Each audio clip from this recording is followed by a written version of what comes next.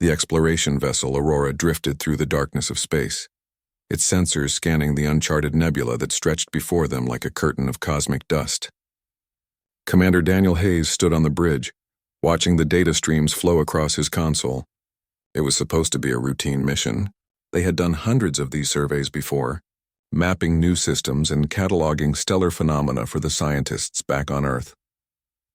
Lieutenant Karen White sat at the tactical station, her fingers dancing across the holographic controls as she monitored their defensive systems. Not that they expected to need them. In all of humanity's expansion across 12 star systems, they had never encountered another intelligent species. Some scientists believed they were alone in the universe. Others insisted it was only a matter of time. Dr. Peter Grant emerged from the lower deck, carrying a datapad filled with readings from the nebula. The chief scientist had been excited about this mission for weeks. The gas cloud showed unusual energy signatures that suggested something interesting might be hidden within.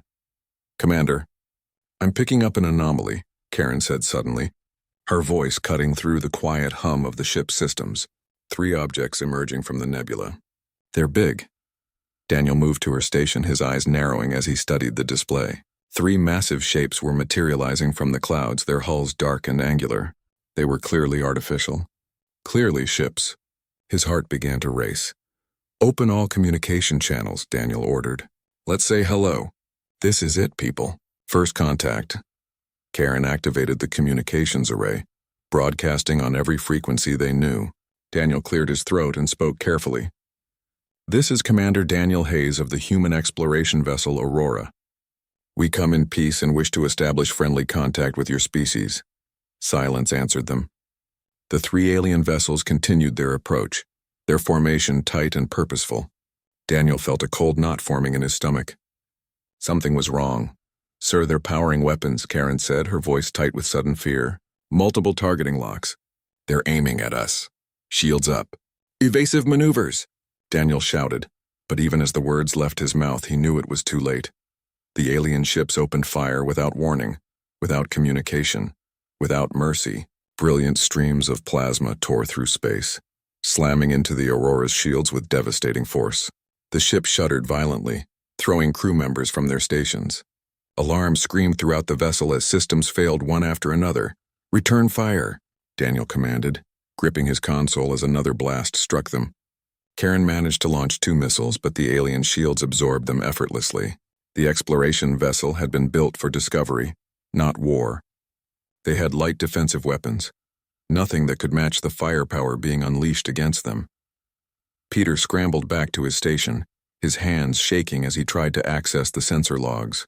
"I'm recording everything," he shouted over the chaos. "Their weapons, their shields, their ship configurations. If we survive this, Earth needs to know." But survival seemed increasingly unlikely. A 3rd volley of plasma fire punched through the Aurora's failing shields, tearing into the hull. The ship's engines died with a catastrophic groan. Emergency lighting flickered on, bathing the bridge in red.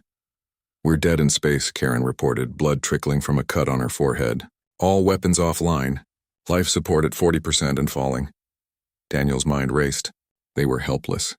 Whatever these aliens were, they had come here to destroy, not to communicate. He made a decision. "Peter, send everything to Earth, emergency burst transmission. Include all sensor data and our logs. They need to know what happened here." Peter's fingers flew across his controls, compressing terabytes of information into a quantum encrypted signal.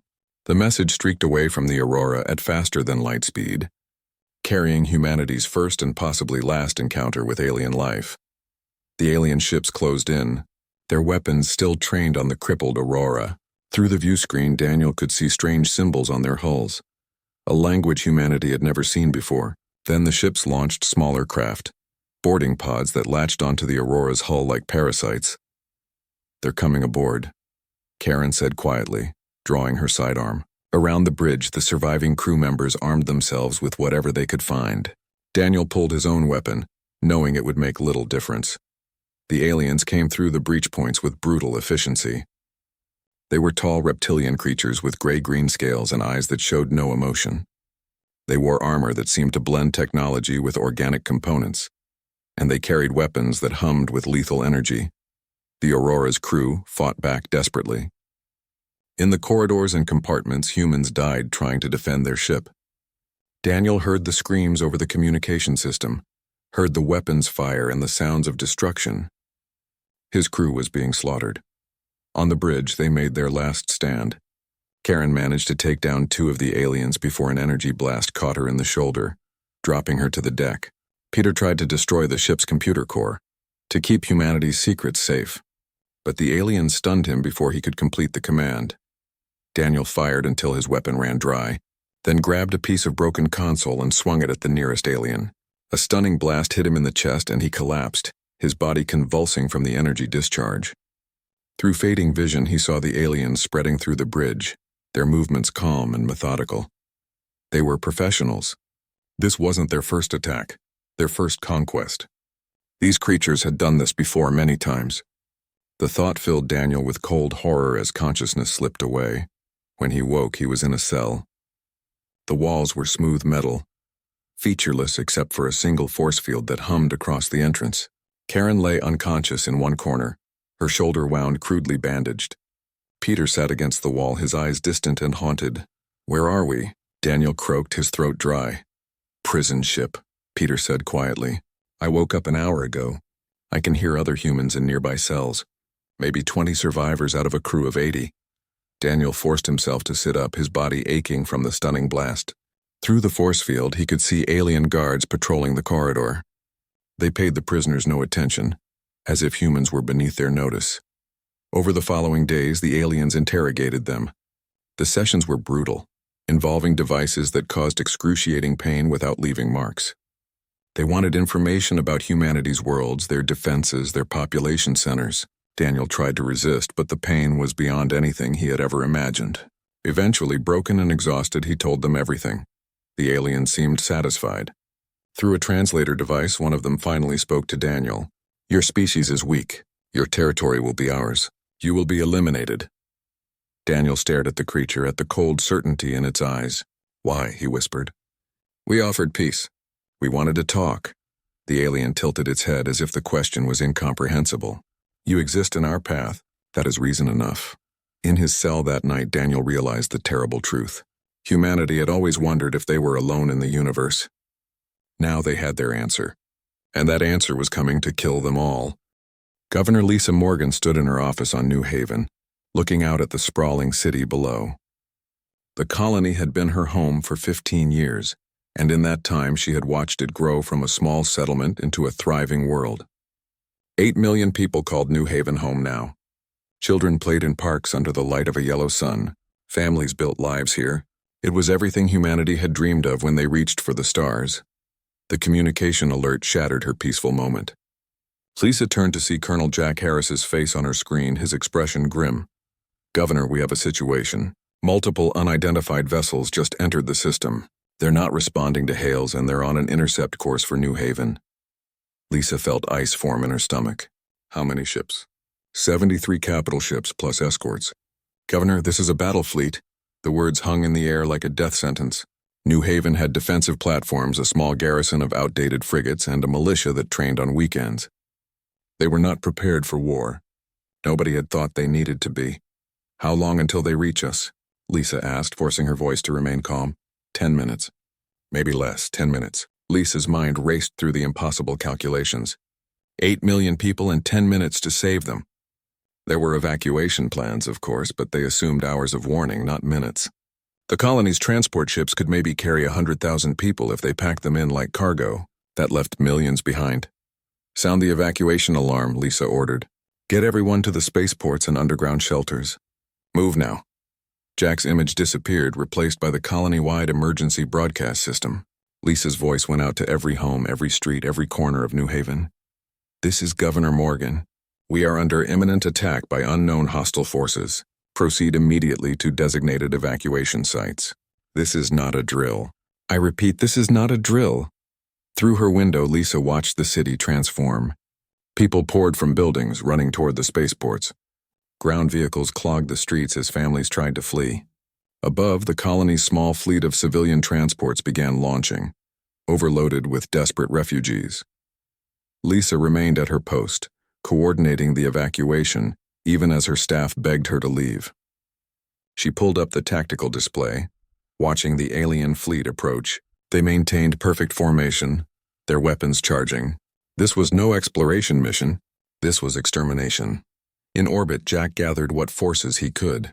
6 frigates, 12 defensive platforms, and a handful of armed civilian vessels crewed by volunteers. Against 73 warships, it was suicide. But Jack had never been the type to run from a fight. All ships, this is Colonel Harris. Our job is to buy time for the evacuation. Every minute we hold them is another transport that makes it out. We're not going to win this fight, but we're going to make them remember us. The alien fleet opened fire while still at extreme range. Plasma bolts streaked across space, targeting the orbital platforms first. The defensive stations returned fire, their railguns hurling metal slugs at relativistic speeds. 2 alien cruisers took damage, their shields flickering under the impact. Jack's frigates dove into the fight, their missiles leaving trails of fire across the darkness. 1 alien ship exploded in a brilliant flash, its reactor breaching. Then a second. Jack allowed himself a moment of fierce pride. They were inflicting damage. They were making the aliens pay, but the enemy fleet adjusted. Dozens of plasma cannons focused fire on the defensive platforms, overwhelming their shields with sheer volume. One by one, the stations died, their crews vaporizing in nuclear fire. Jack's frigates tried to cover them, but there were too many targets, too many enemies. "Sir, the transport convoy is clearing the outer system," his tactical officer reported. At least 30,000 civilians made it out, 30,000 out of 8 million. Jack felt the weight of those numbers crushing down on him. Not enough. It would never be enough. The aliens broke through the orbital defenses and began bombarding the planet. Lisa watched in horror as plasma fire rained down on her city. Buildings that had stood for decades vanished in explosions of fire and debris. The spaceports, crowded with people waiting for transports that would never come, were priority targets. Millions died in seconds. Lisa kept broadcasting, kept coordinating, even as her office building shook from nearby impacts. She sent evacuation orders to different sectors, trying to route people to safer areas, knowing there were no safe areas. She was still talking when the plasma bolt struck her building, and her voice cut off mid-sentence. In orbit, Jack watched New Haven burn. The cities were gone now, replaced by craters and firestorms.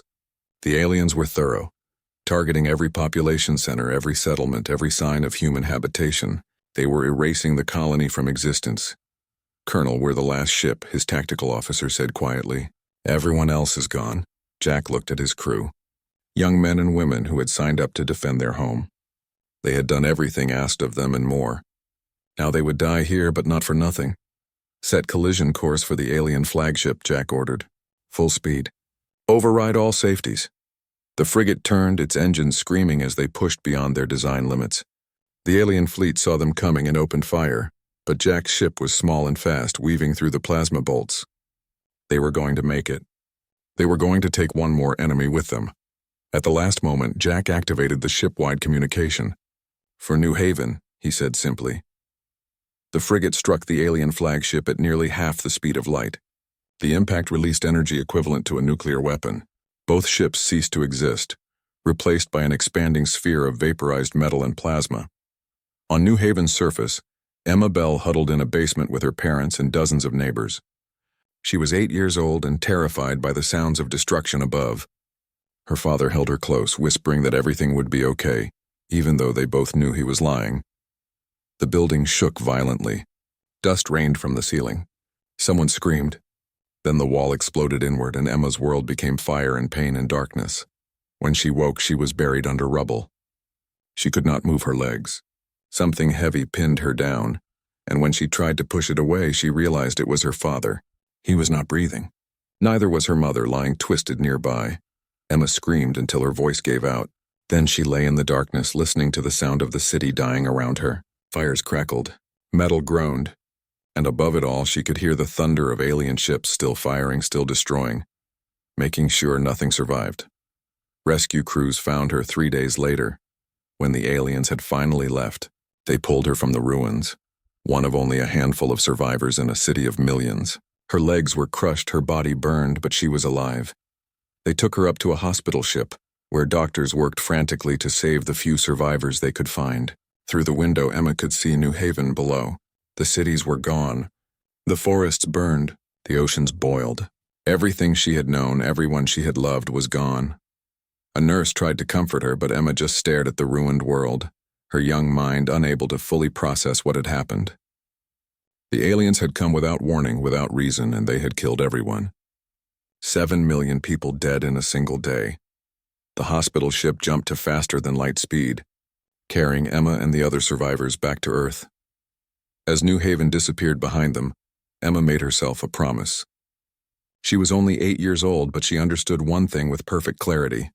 Somebody had to make the aliens pay for this. Somebody had to make sure they never did this again. The United Earth Council chamber fell silent as the footage played. 7 billion people across human space watched the same broadcast simultaneously. They saw New Haven burning. They saw civilian transports being shot down as they fled. They saw cities reduced to ash in minutes. And they heard the alien transmission that had been intercepted, translated by the ship's computer before it died. Inferior species detected. Beginning purification operations. President Helen Carter stood before the council, her face carved from stone. She had watched the footage 12 times now, and each viewing made her more certain of what needed to be done. Behind her, the holographic display showed the death toll. 7,300,042 confirmed dead. Another 600,000 missing and presumed dead. Out of a colony of 8 million, fewer than 90,000 had survived. Counselors, Helen began, her voice cutting through the shocked silence. We have been attacked without provocation. Without warning. Without mercy. An entire world has been murdered. Our people, our children, exterminated like insects. She paused, letting the words sink in. The question before us is simple. How do we respond? Counselor Andrew Martinez from Mars Colony spoke first. We need to try diplomacy. Perhaps this was a misunderstanding. We should attempt to make contact, to explain that we mean no harm. They received our peaceful transmissions from the Aurora. Helen replied coldly. They answered with weapons fire. They received our evacuation broadcast from New Haven. They targeted the civilian shelters. These creatures understand us perfectly. They simply do not care. Then we defend our remaining colonies, suggested Counselor Patricia Wells. Fortify our positions, prepare for the next attack, and wait for them to pick us off world by world? Helen shook her head. No, we end this threat permanently. The chamber erupted in argument. Some counselors called for restraint, for measured response. Others demanded immediate retaliation. Helen let them argue for exactly 5 minutes. Then she activated her override authority, and the chamber fell silent again. The vote is called, Helen announced. Do we authorize total military mobilization and offensive operations against the hostile alien force? All in favor? Every hand rose. Even those who had argued for caution understood the reality. Humanity faced extinction. There was no middle ground, no room for half measures. Unanimous, Helen said quietly. Then we are at war. May God have mercy on us all, because we will show none to them. Within hours, orders went out across every human system. Hidden military installations that had operated in secret for decades activated. Admiral Richard Cole received his commission in a brief ceremony that carried the weight of humanity's survival on its shoulders. Richard was 63 years old, a veteran of the Mars Rebellion and a dozen smaller conflicts. He had spent his entire adult life preparing for war, though he had always hoped it would never come. Now, standing in the command center of Earth's primary military station, he watched as the fleets began to gather. How long until we're ready? He asked his chief of staff. Shipyards are running triple shifts. We're converting every capable vessel. 6 months, sir. Maybe less if we push harder. 6 months. Richard studied the tactical displays showing human space. 12 systems, 4 dozen colonies, and 1 angry alien empire somewhere beyond their borders. 6 months to build a fleet capable of fighting an enemy that had casually destroyed an entire world. We push harder, Richard said. Those things are coming back. We need to hit them first. Dr. Angela Ross arrived at the military research facility with the data from the Aurora's final transmission. The exploration ship's sensors had captured everything about the alien vessels before it died. Now Angela and her team had to turn that information into weapons. She worked without sleeping, analyzing the alien shield frequencies, their weapon signatures, their power systems. Slowly patterns emerged. The aliens were technologically advanced but not invincible. Their shields operated on specific frequencies. Their plasma weapons had predictable charge cycles, and their faster-than-light drives had a critical vulnerability. We can beat them, Angela told Richard during a briefing 3 weeks later. Her eyes were red from exhaustion, but her voice carried absolute certainty. Their technology is powerful, but it's standardized. They use the same systems across their entire fleet. That makes them predictable. Show me, Richard ordered. Angela pulled up her designs. Railguns that could punch through the alien shields by matching their frequency gaps. Antimatter missiles that moved too fast for their point defense. And something else, something that made Richard's blood run cold. We're calling it the Cascade Protocol, Angela explained. It's a specialized weapon that targets active faster than light drives. When it hits, it causes a chain reaction. The drive doesn't just fail, it explodes, takes the entire ship with it. Can we produce these weapons in 6 months? Richard asked. We already started production 5 weeks ago. I didn't wait for approval. Richard smiled grimly. Good, because we're going to need every advantage we can get. While the military mobilized, intelligence operative Nathan Cross led a different kind of mission. The prisoner facility holding the Aurora survivors had been located through signal intercepts. Nathan and his team of 50 operatives prepared for a rescue operation deep in alien space. They used a captured alien transport, rigged with false identification codes. The ship looked damaged, broadcasting distress signals as it limped toward the prison station. When they docked, Nathan's team moved like ghosts, killing guards silently and efficiently. They found Daniel in a cell, barely recognizing the broken man as the commander who had sent humanity its first warning. Karen was missing an eye from the interrogations. Peter could barely walk, but they were alive and they had information. They're called Crethians, Daniel told Nathan as they fought their way back to the ship. They've conquered 17 species. They see war as natural selection. The weak are eliminated. The strong take what they want. He grabbed Nathan's arm, his grip surprisingly strong. They're coming back. You need to be ready. We will be, Nathan promised. The extraction cost them 38 of the 50 operatives, but they got Daniel and the other survivors out. When they returned to Earth, Daniel was immediately brought before Richard and the military command. Tell me everything about their tactics, Richard said. Daniel did. For 6 hours he detailed Crethian military doctrine, their command structure, their psychology. They were conquerors who had never faced serious resistance. They expected enemies to break and run. They did not adapt well to opponents who fought back effectively. They think they're apex predators, Daniel concluded. They've never encountered prey that bites back hard enough to hurt them. That's their weakness. They're arrogant. Richard absorbed this information, his strategic mind already forming plans. Then we're going to teach them a very painful lesson about underestimating humanity. The shipyards worked around the clock. Civilian factories were converted to produce weapons. Every resource humanity possessed went into the war effort. Scientists designed new technologies. Engineers built them. Pilots trained in simulators, practicing tactics against computer models of Crethian ships. And through it all, humanity watched the broadcasts from New Haven. They saw Emma Bell, the 8-year-old survivor, testifying before the council from her hospital bed. They heard her describe hiding in the darkness while her parents died protecting her. They watched her ask in a small voice that carried to every corner of human space, "Why did they hurt us? We didn't do anything to them." Nobody had a good answer. The Crethians had attacked because they could, because they saw humanity as weak and easy to destroy. That was reason enough for them. But it was also reason enough for humanity's response. Emma's question became a rallying cry. Why did they hurt us? Because they could. And now humanity would show them the cost of that decision. 6 months after New Haven burned, Admiral Richard Cole stood on the bridge of the battleship Retribution, flagship of the human defense fleet. Around him, 2,000 warships waited in formation, the largest military force humanity had ever assembled. Every ship carried the new weapons. Every crew was trained and ready. Every captain understood their mission. Richard opened a fleet-wide channel. We didn't start this war. We offered peace and received destruction in return. They killed 7 million of our people and promised to kill the rest. Today we deliver our answer. Today humanity shows the galaxy what happens when you mistake our kindness for weakness. All ships jump on my mark. Target Crethian space. The Crethian Empire had stood for 3,000 years, built on the ruins of conquered civilizations. 17 species had fallen before their fleets. Their worlds absorbed into the Empire's territory, their populations enslaved or eliminated. The Crethians believed in their own superiority with religious fervor. They were the strongest, therefore they deserved to rule. It was the natural order of the universe. When reports came in of human forces entering Krethian space, the Empire's military commanders laughed. The weak prey species thought it could attack? Impossible. They would be crushed like all the others. The laughter died when the first system fell in 47 minutes.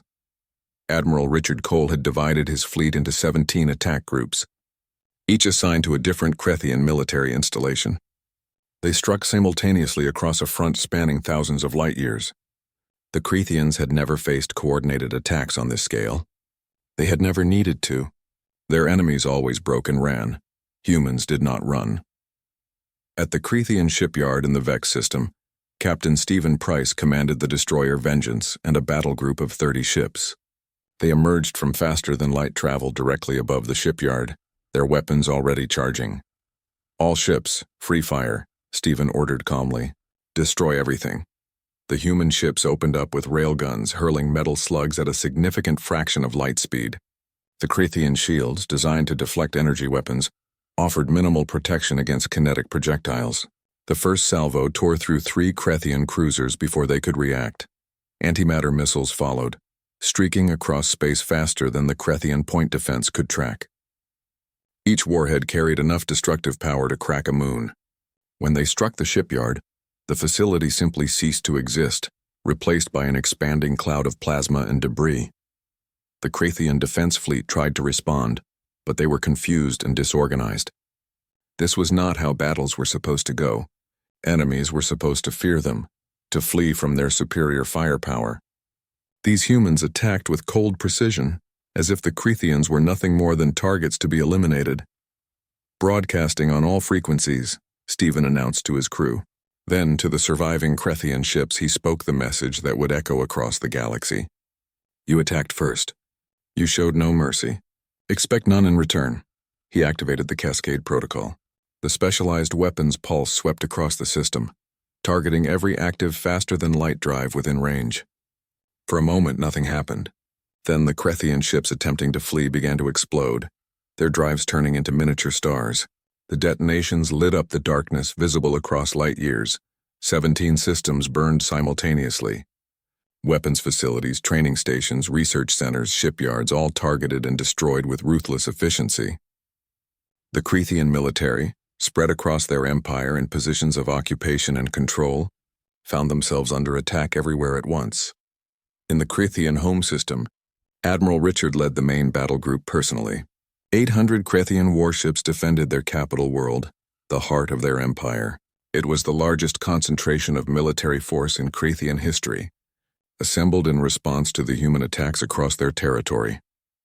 Richard studied the tactical display, watching enemy ships move into defensive formations. They expected a conventional battle, a clash of fleets where superior numbers would decide the outcome.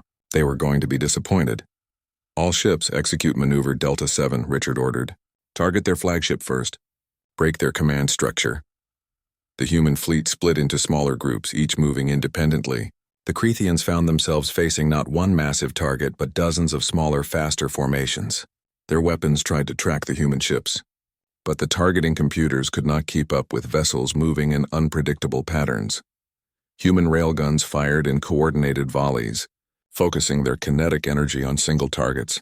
Krethian shields, overwhelmed by the combined impacts, collapsed. Ships that had seemed invincible moments before broke apart, their hulls torn open to vacuum.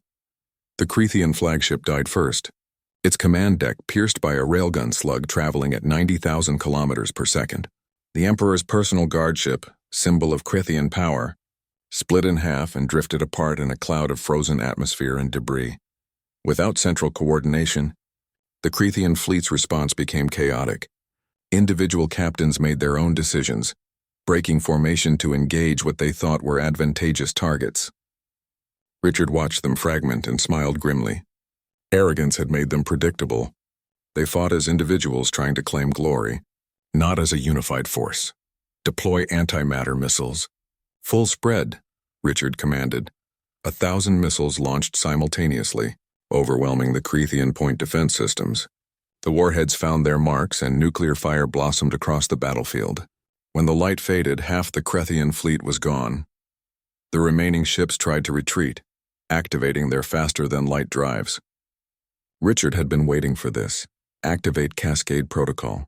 Maximum range. The weapon swept across the system.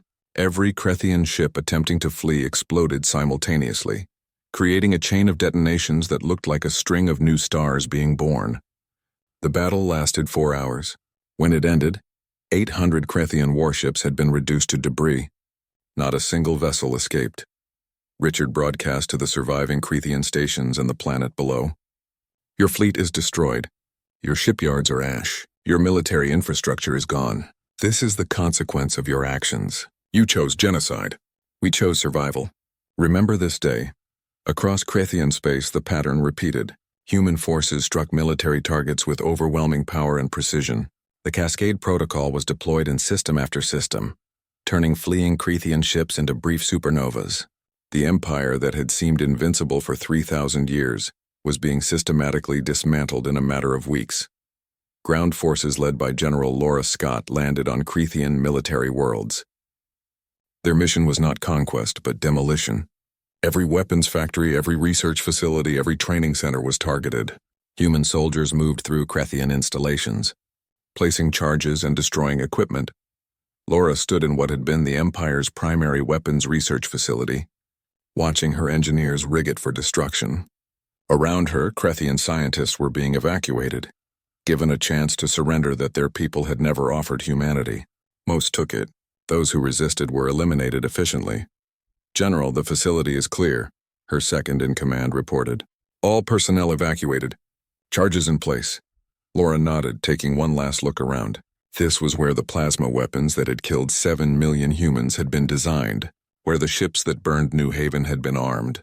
She felt no sympathy for what was about to happen. Bring it down, she ordered. The explosion could be seen from orbit, a brilliant flash that marked the end of Krethian weapons development. Similar explosions occurred across a dozen worlds as humanity systematically eliminated every facility capable of producing military equipment. The Krethian emperor, watching his empire crumble from his palace, attempted to negotiate. He sent messages offering tribute, territory, even vassalage, anything to stop the destruction. Richard received the transmission in his quarters, watched the emperor grovel and beg for mercy. The same emperor who had ordered the attack on New Haven, who had declared humanity an inferior species, fit only for elimination. Prepare a response, Richard told his communications officer. Route it directly to the Emperor's personal channel. I want him to see my face when he hears this. The channel opened. Richard stared into the camera, his expression cold and hard. You had your chance for peace. We offered it freely when we first encountered you. You answered with weapons fire. You had your chance for mercy. We begged for it at New Haven while you burned our world. Now you want to negotiate? Now you want to surrender? Richard leaned forward. You chose genocide. Now you face the extinction of your military capability. Every weapon, every ship, every facility, all of it ends. You will never threaten another species again. This is not negotiable. This is your sentence. The Krethian emperor screamed threats and promises of revenge, but Richard simply cut the channel. Words no longer mattered. Only actions counted now. The human fleet continued its operations for 3 months, systematically hunting down every Krethian military asset. Supply depots were destroyed. Reserve fleets were eliminated. Training stations were leveled. Hidden bases were found and annihilated. Nothing was spared. In space above the Krethian homeworld, Richard assembled the fleet for the final demonstration. The Krethians needed to understand completely and absolutely what had happened to them. Activate Cascade Protocol. Target all orbital platforms.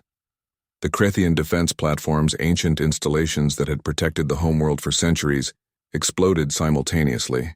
The light from their destruction lit up the day side of the planet like a second sun. On the surface, billions of Krethians watched their defenses die and understood that if humanity wanted them extinct, nothing could stop it. But the ground assault never came. No invasion, no occupation, just a message broadcast to the entire planet. Your military is destroyed. Your capacity to wage war is eliminated. The war was over. Admiral Richard Cole stood in the council chamber on Earth, presenting his final report to the United Earth Council. Behind him, Holographic displays showed the results of 3 months of sustained military operations. Every Crethean military installation destroyed, every warship eliminated, every weapons facility reduced to rubble. President Helen Carter studied the data, her expression unreadable. "You've completed your mission, Admiral. The Crethean military no longer exists. Now comes the difficult question. What do we do with them?" Richard had spent sleepless nights contemplating this decision. The Crethean homeworld lay defenseless. 4 billion civilians remained terrified and helpless. Humanity possessed the power to wipe them out completely. One orbital bombardment and the species that had attacked them would cease to exist. Some voices in the council demanded exactly that.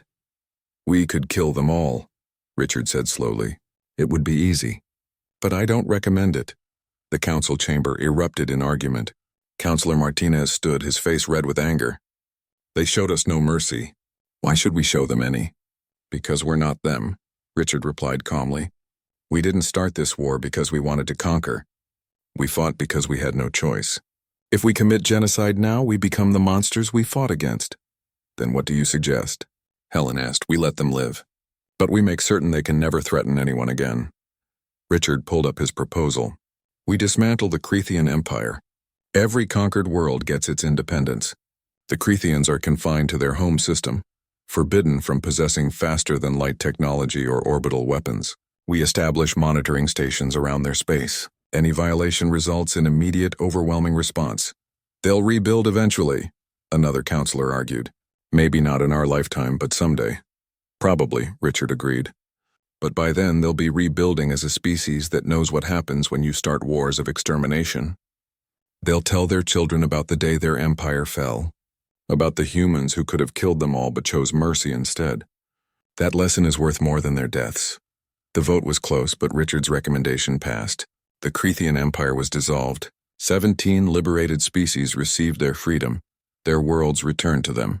The Cretheans themselves were isolated, watched constantly by human monitoring stations equipped with weapons capable of destroying their entire civilization in hours. Memorial was constructed on the ruins of New Haven. The colony would never be rebuilt. Instead, it would stand as a reminder of the cost of war.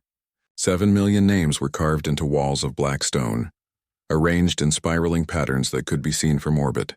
At the center stood a piece of hull plating from the Aurora, the exploration ship that had first encountered the Cretheans. Daniel's final message was inscribed on it in letters 10 meters tall. They attacked without provocation. They showed no mercy. Daniel himself attended the memorial's dedication ceremony. He walked slowly, still recovering from his time in the Crethean prison. Karen stood beside him, a patch covering her missing eye. Peter leaned on a cane, his legs damaged from torture. They were survivors, but they carried scars that would never fully heal. Thousands attended the ceremony, including Emma Bell. The 8-year-old survivor was now 9, walking on prosthetic legs that doctors had given her to replace the ones crushed under rubble. She carried a single white flower which she placed at the base of the monument. "My mom and dad are on this wall," Emma said quietly, looking up at the names. "They died saving me." Daniel knelt beside her, his hand gentle on her shoulder. "They're heroes. Every person named here is a hero. They didn't deserve what happened to them. But because of them, we knew what we faced. Because of them, humanity survived." "Did we hurt the aliens back?" Emma asked. "Did we make them stop?" "Yes," Daniel said simply. "They'll never hurt anyone again." Emma nodded, satisfied with that answer. Around them, speakers played recordings from the survivors. Stories of people who had died on New Haven, parents and children, teachers and students, doctors and patients, normal people living normal lives until the day the sky filled with fire. The ceremony concluded with a moment of silence. 7 million people remembered.